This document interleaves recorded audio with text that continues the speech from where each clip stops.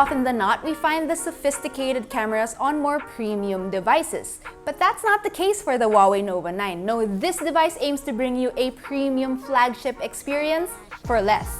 Hey guys, it's Vika, you're with the Modern Creatures and welcome to another video.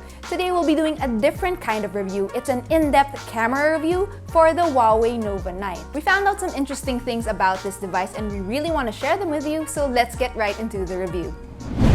Before we head into the in-depth camera review, let's do a quick rundown of its specs and features. The Huawei Nova 9 carries a 6.57-inch Full HD Plus curved OLED screen, offering a high 120Hz refresh rate. Needless to say, combining the vibrancy of the OLED screen and the smoothness of the 120Hz refresh rate offer a very enjoyable viewing experience. The curved screen in particular is well built and adds to the premium look of this device. And speaking of premium look, for the back's design, we have this beautiful starry blue colorway, which I personally really love. But there's also a plain black option if that's what you'd prefer. It's also matte, so no fingerprint markings here. On the back, we also have the star, or should I say stars, of the Nova 9, its cameras.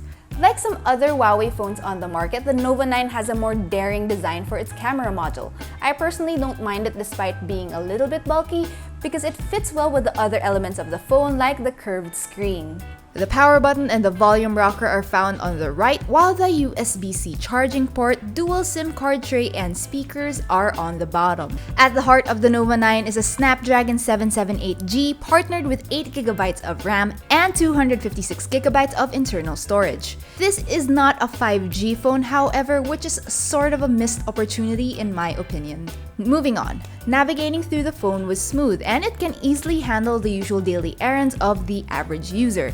Multitasking didn't take too much of a toll on this device as well, and it could even handle a couple of matches of Mobile Legends with ease. As for its battery, you're getting one with a 4,300 mAh capacity that can last a full working day with intermittent use. But when using the cameras as much as I did, it takes a toll and shortens battery life quite a bit. Luckily, charging is quick and easy, and you can get to 100% in a little less than an hour. Now on to the good stuff, the Nova 9's cameras. For the rear, we have the 50-megapixel Ultra Vision main camera with an RYYB sensor. There's a lot to unpack on what an RYYB sensor is, but in a nutshell, it just allows the camera to take in more light and color information to produce better photos. Interestingly, this is also the same technology found on Huawei's P and Mate series, so you know you have something special here, and at a more affordable price. Supporting the main rear camera are an 8-megapixel ultra-wide, 2-megapixel depth, and a 2-megapixel macro. We also have a bunch of modes to choose from, including Pro, Vlog, Aperture, Moving Picture, and even Story Creator for instant edits. The main photo mode is very efficient in handling snap and go moments. Huawei's algorithms do a good job in adding just the right amount of sharpness and vibrancy, particularly in very well-lit areas. This makes it easy to take social media-ready shots that can impress. Low light performance, however, didn't dazzle me as much as I thought it would, but we still get photos with pretty good detail as long as you have a light source hanging around somewhere. Interestingly, the device's night mode produced similar results. In fact, I prefer not to use the night mode as it's more sensitive to camera shake, and these are visible in the photos that I took. This doesn't happen as often when using the basic photo mode. I also took the aperture mode for a spin, but was unfortunately not that impressed. Cutouts were more often than not really messy, and it had a hard time distinguishing edges and depth. The bokeh can also look really artificial if you set it too high, but luckily this is easily adjustable. As for its zoom, I personally wouldn't use it at all unless needed, as the quality just isn't as good. You can see we almost lose all the detail in this fully zoomed in photo. But if you really want to take control, it's best to switch over to Pro mode. Here you can opt to save raw images, which are able to retain more information that you can later fix or bring out in post-production. In these examples, we can see the Nova 9 was able to retain information from the sky, even if it was overexposed. I found it was also easy to manipulate individual colors and settings as well, without losing too much detail.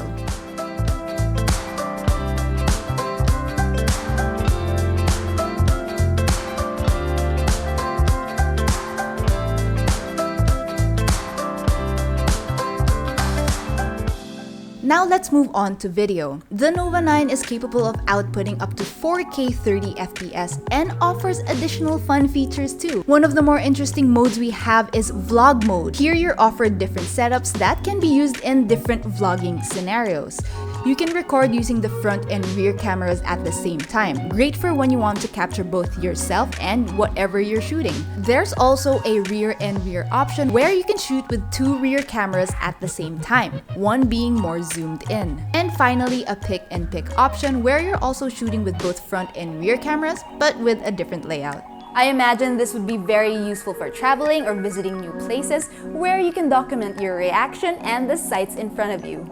Pro mode also supports video. From here, you can adjust the usual parameters including ISO, shutter speed, and white balance. You can even lock the white balance and focus points so it doesn't shift while you frame your shot. The Nova 9 also offers continuous front and rear recording in 4K. This would probably be most useful for creators or vloggers. There's also onboard stabilization that works well in most situations, but shakes or ghosting can sometimes be visible. As for quality, you've got good color and clarity, but I found the device over-sharpens a bit too much for my liking.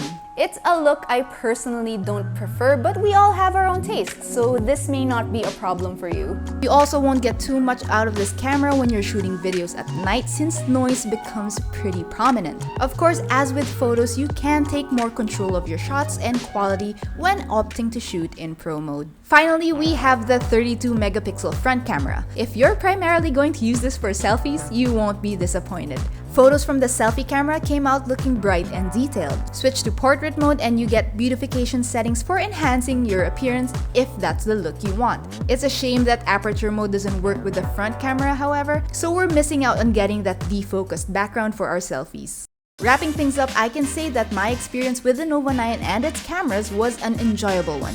Its whole system performs quite brilliantly under daylight or controlled situations where you can add or subtract light as you please. And if you know your way around editing, the Nova 9's raw photos are able to take in enough information to help you further enhance your shot in post-production. As for quick snaps and selfies, this is a dependable device to run to. Whether you're posting your latest IG story or sharing a photo on Facebook, this device can supply you with quality and impressive looking photos. The Huawei Nova 9 is already available to order, and if you're interested, links and details are down below.